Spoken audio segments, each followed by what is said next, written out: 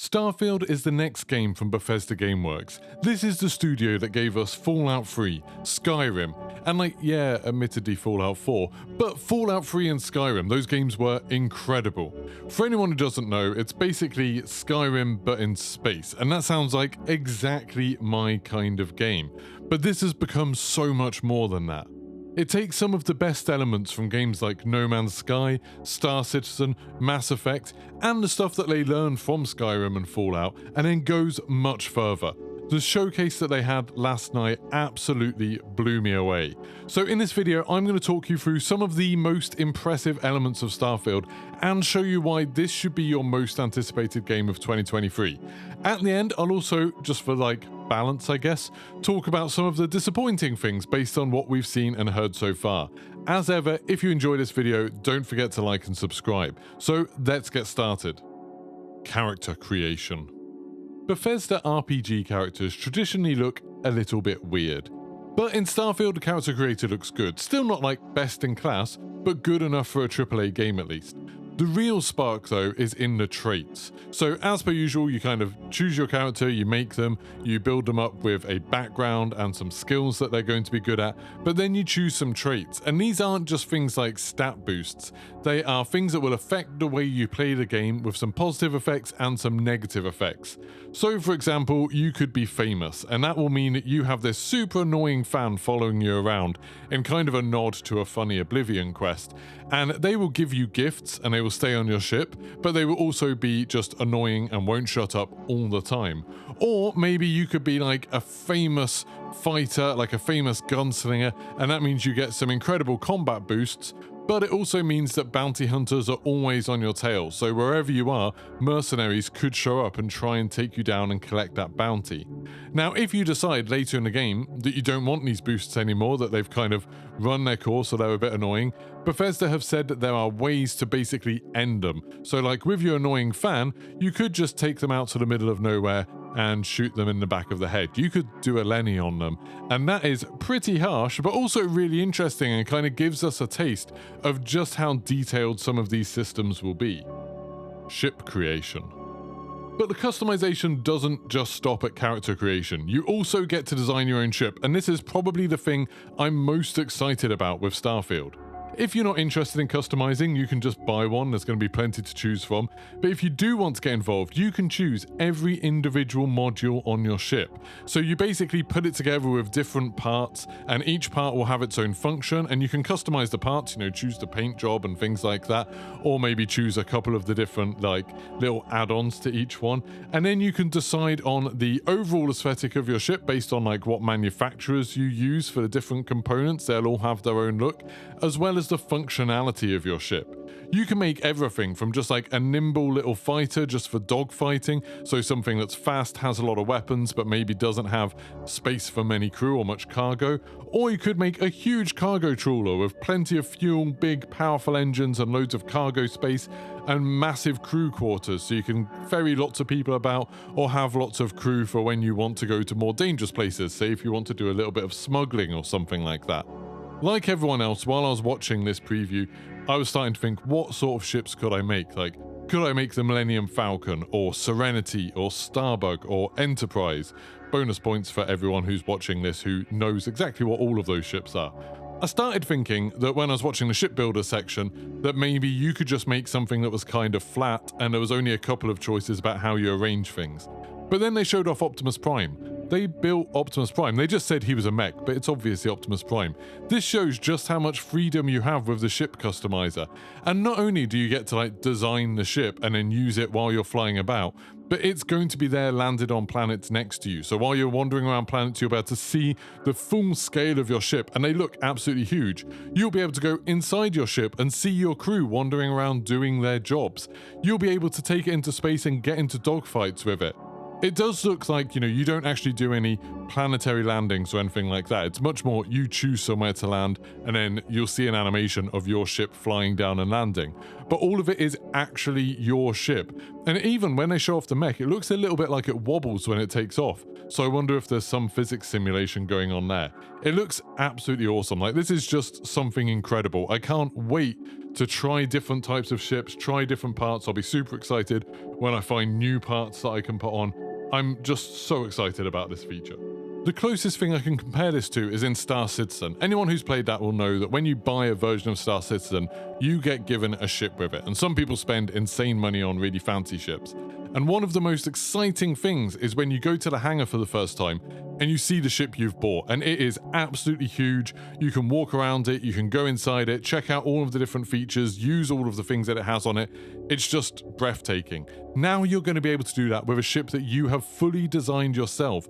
The way it looks, the way it's laid out, the different things that are on it. You would have created a ship, and then you'll have that experience of seeing it sort of, not in real life obviously, but in the game world, and you'll be able to get a proper sense of the scale. So maybe you've created something that has massive engines on the back, and you'll be able to see just how impressive they are when they fire off and it takes off.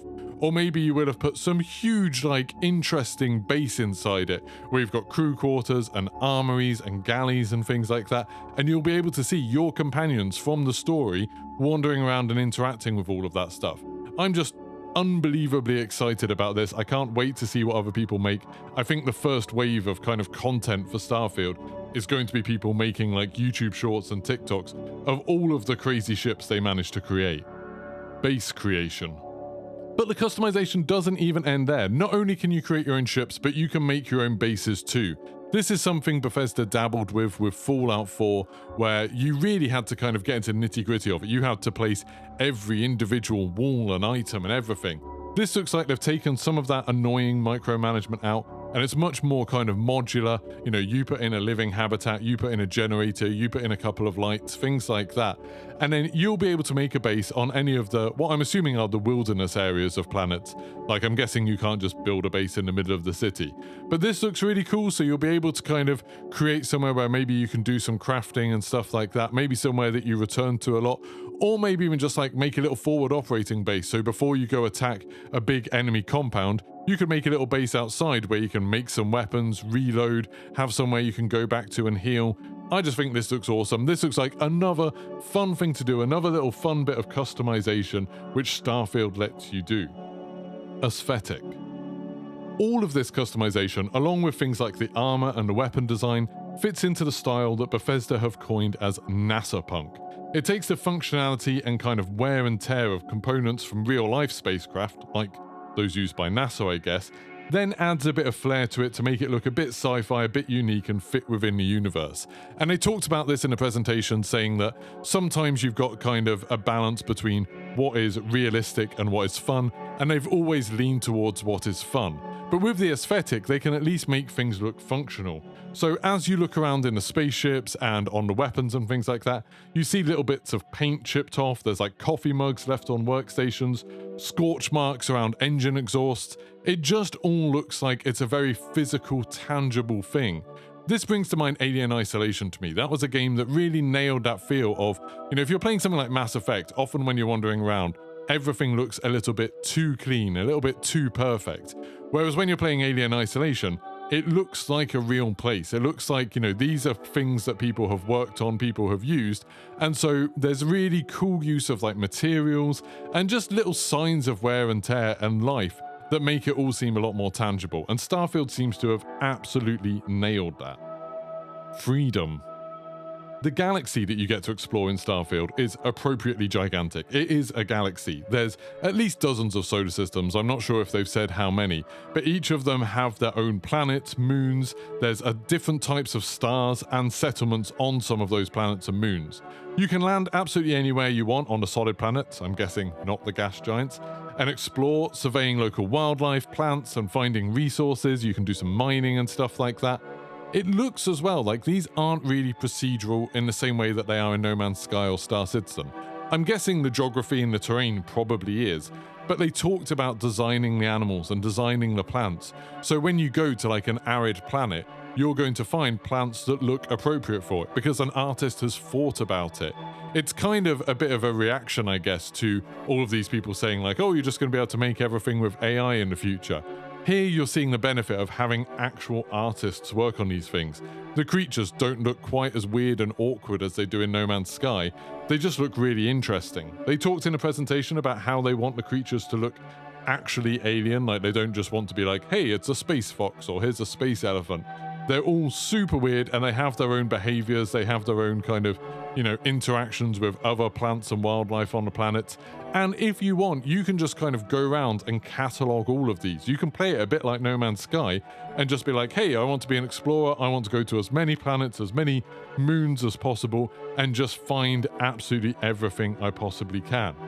It also is really interesting. They've gone into a bit of depth with things like every planet has its own gravity. So you might go to a planet that's got 0.2 Gs of gravity, so you can do some crazy jumps. And if you see something like a door at the top of a tower that you want to get to, you could just jump to it because there's low gravity, so you can probably make it. And you could probably carry more stuff because everything weighs less. Similarly, you could go to a planet where it's got double Earth's gravity, and therefore everything weighs twice as much, so you're probably not going to be able to carry as many things. There's also some interesting stuff like the type of atmosphere and the type of star in the system will change the lighting. There's a full day and night cycle, so while you're wandering around, you might see the sun start going down and lighting up all of the kind of haze if it's a really dusty planet, or if you're somewhere like on a moon and there is no atmosphere, the lighting's going to be incredibly harsh and not diffused at all. And we saw quite a lot of that in this presentation. There's just so many incredible, breathtaking vistas where they've kind of gone the route of making everything look probably a bit more colourful than it would in real life, but very, very vibrant and interesting. And there's loads of like lush forests and jungles and things like that as well. If you do just want to spend your time finding these things, that is absolutely fine. If instead you would want to take on a bounty contracts and you just want to get a fighter, build up an arsenal of weaponry and some bloodthirsty companions and just go from place to place looking for people to kill, you can do that. If you want to create a cargo business, just making the biggest freighter you can and trying to take on different missions and try and mine for resources, find the most lucrative systems, you can do that too. If you want to follow the quest and the story, which seems to be to do with like mysterious alien artifacts and warring factions, you can do that. There's just so much freedom in the game, and different people are going to play it the way they want. That was something that you could have in things like Skyrim and Fallout, but it feels like it's been taken even further with this. Think of all the sorts of things that you can do in games like Elite Dangerous and Star Citizen, but then with the kind of story of something like Mass Effect over the top of it, it just seems like there's going to be so much to do in this game. Combat. When you do get into combat, as you probably will at some point, it looks so much more interesting than what we've seen in previous Bethesda games. Combat's always been kind of one of the low points of other games. Even things like Fallout, where there's a lot of guns, they all felt like they had very little impact, and even if they were interesting in kind of a statistic way or sometimes in a visual way, when you're actually using them, there wasn't much punch to them.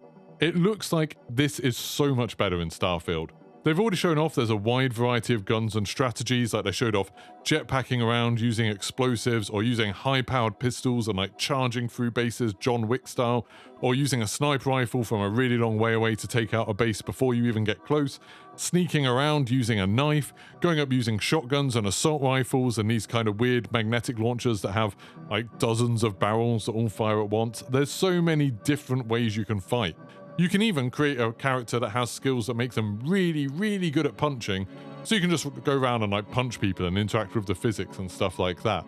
There are still like health and armor bars, so I'm guessing some of the enemies will be a bit annoyingly squishy, and the shooting doesn't look as good as in something like Call of Duty or Battlefield. But at least there is a huge amount of variety and some really interesting innovations, like they talked about if you get into a fight in low gravity or zero gravity, the recoil from guns will actually push you back. So that's something you have to think about. Like if you're firing a fully automatic gun, you're going to go flying in the opposite direction.